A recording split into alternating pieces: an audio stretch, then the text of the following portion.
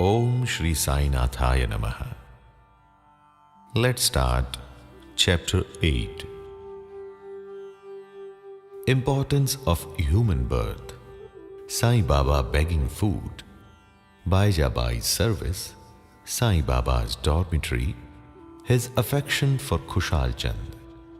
As hinted in the last chapter, Hemad Pant now explains at length in his preliminary remarks on the importance of human birth, and then proceeds to relate how Sai Baba begged his food, how Baijabai served him, how he slept in the masjid with Tatya Kote Patil and Mahalsapati, and how he loved Khushal Chand of Rahata.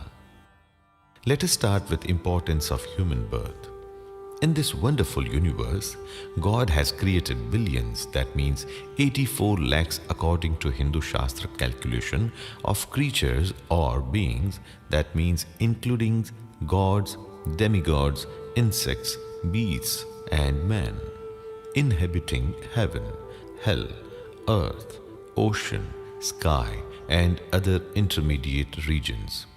Of these, those creatures or souls whose merits preponderate go to heaven and live there till they enjoy the fruits of their actions. And when this is done, they are cast down, while those souls whose sins or demerits preponderate go down to hell and suffer the consequences of their misdeeds for so long a time as they deserve. When their merits and demerits balance each other, they are born on earth as human beings and are given a chance to work out their salvation.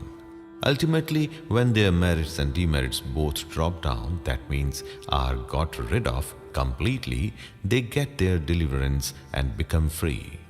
To put the matter in a nutshell, souls get their births or transmigrations according to their deeds and intelligence, that means development of their minds. Let's hear the special value of the human body. As we all know, 4 things are common to all the creatures, like food, sleep, fear and sexual union. In the case of man, he is endowed with a special faculty, like knowledge, with the help of which he can attain God vision, which is impossible in any other species. It is for this reasons that gods envy human species and aspire to be born as men on earth, so as to get their final deliverance. Some say that there is nothing worse than the human body, which is full of filth, mucus, phlegm and dirt, and which is subject to decay, disease and death. This is true to a certain extent. But in spite of these drawbacks and defects, the special value of the human body is that man has got the capacity to acquire knowledge. It is only due to the human knowledge that one can think of the perishable and transitory nature of the body itself and of the world, and get a disgust for the sense enjoyments, and can discriminate between the unreal and the real, and thus attain God vision. So, if we reject or neglect the body because it is filthy, we lose the chance of God vision. And if we fondle it and run after sense enjoyments because it is precious, we go to hell. The proper course, therefore, for us to pursue is the following: that the body should neither be neglected nor fondled, but should be properly cared for, just as a traveler on horseback takes care of his pony on the way till he reaches his destination and returns home. Thus, the body should ever be used or engaged to attain God vision or self-realization, which is the supreme end of life. It is said that though God created various sorts of creatures, He was not satisfied, for none of them was able to know and appreciate His work. So, He had to create a special being, man, and endow him with a special faculty like knowledge. And when He saw that man was able to appreciate His Leela, marvelous work and intelligence, He was highly pleased and satisfied. So really, it is good luck to get a human body, better luck to get birth in Brahmin family. and best to get an opportunity of having recourse to Sai Baba's feet and surrendering to him. Man's endeavor. Realizing how precious the human life is, and knowing that death is certain and may snatch us at any time, we should be ever alert to achieve the object of our lives. We should not make the least delay, but make every possible haste to gain our object. Just as a widower is most anxious to get himself married to a new bride, or just as a king leaves no stone unturned to seek his lost son, so with all earnestness and speed, we should strive to attain our end, that is, self-realization. Casting aside sloth and laziness, warding off drowsiness, we should day and night meditate on the self. If we fail to do this, we reduce ourselves to the level of beasts. Let's listen how to proceed. The most effective and speedy way to gain our object is to approach a worthy saint or sage, Sadguru, who has himself attained God vision. What cannot be achieved by hearing religious lectures and study of religious works is easily obtained in the company of such worthy souls, just as the sun alone gives light, which all the stars put together cannot do. So, the Sadguru alone imparts spiritual wisdom, which all the sacred books and sermons cannot do. His movements and simple talks give us silent advice. The virtues of forgiveness, calmness, disinterestedness, charity, benevolence, control of mind and body, egolessness, etc., are observed by the disciples as they are being practiced in such pure and holy company. This enlightens their minds and lifts them up spiritually. Sai Baba was such a sage or Sadguru. Though he acted as a fakir, a mendicant, he was always engrossed in the self.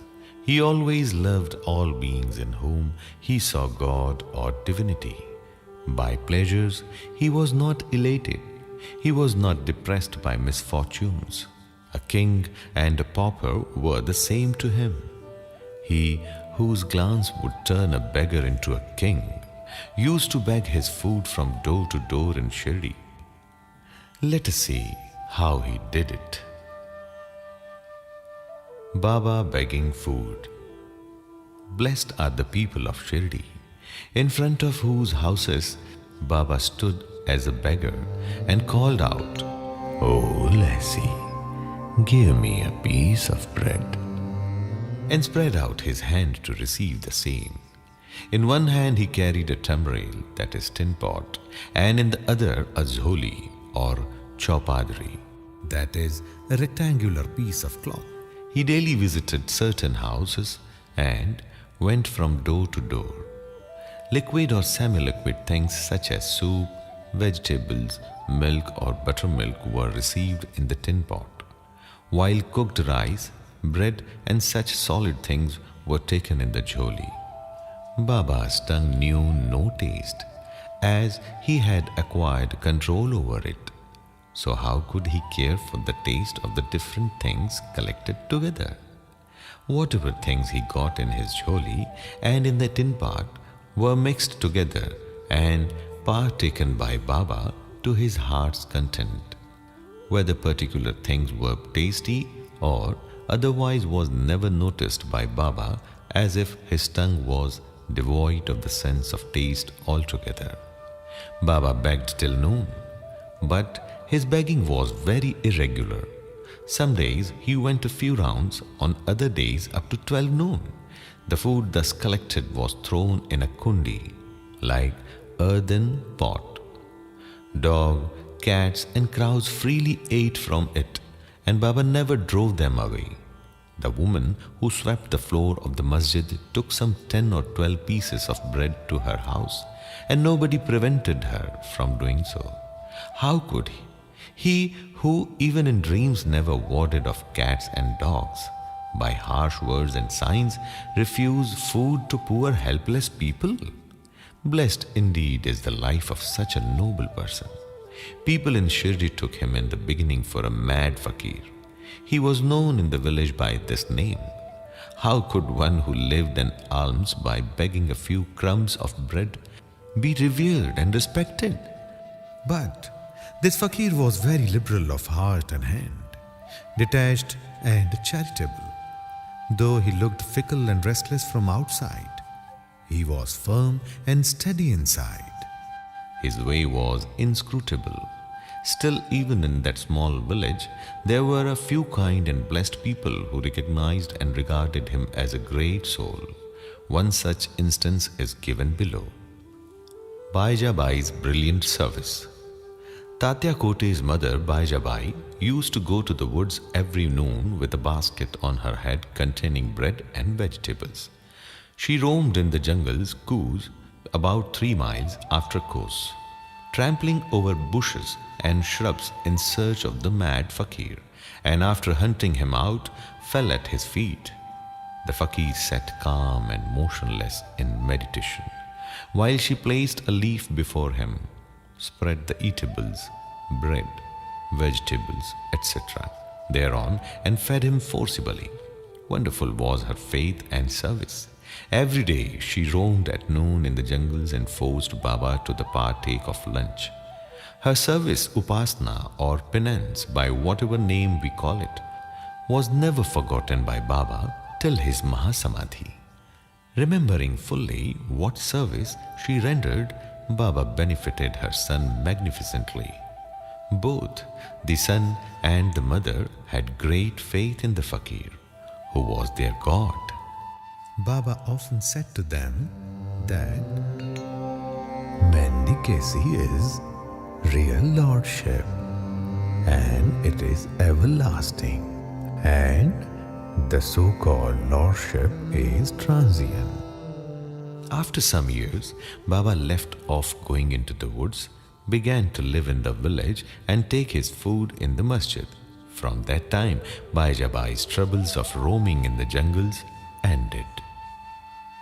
Dormitory of Trio. Even blessed are the saints in whose heart Lord Vasudeva dwells, and fortunate indeed are the devotees who get the benefit of the company of such saints.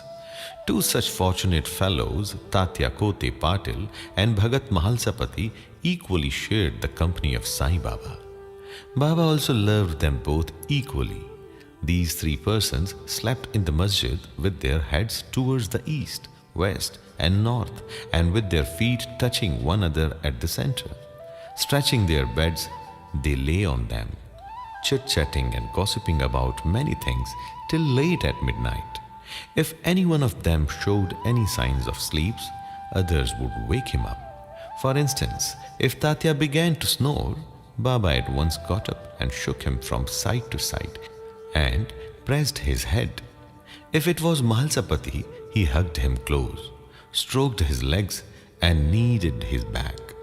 In this way, for full 14 years, Tatya, leaving his parents at home, slept in the masjid on the account of his love for Baba.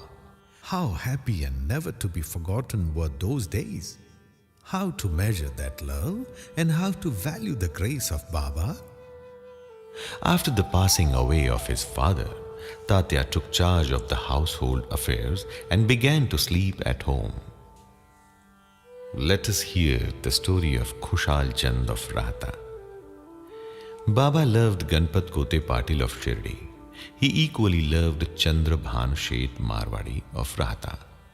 After the demise of the Sheth, Baba loved his nephew Khushal Chand equally or even perhaps more, and watched his welfare day and night.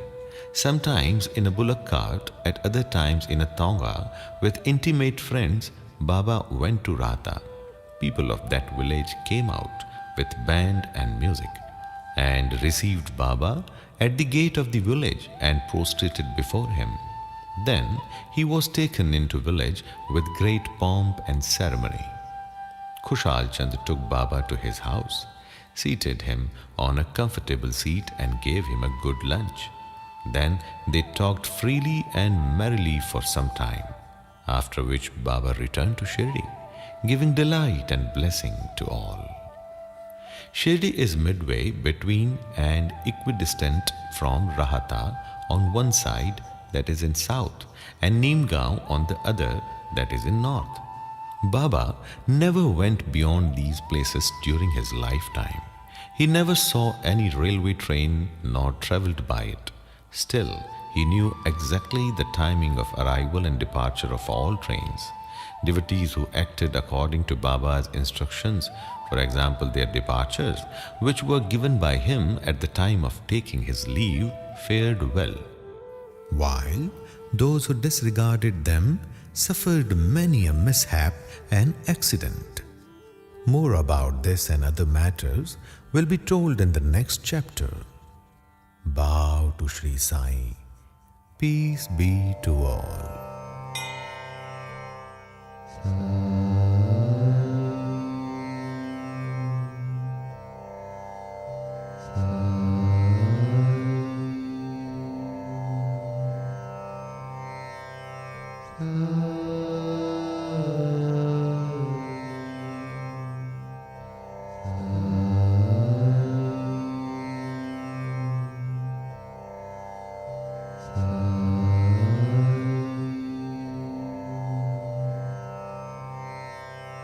Mm-hmm.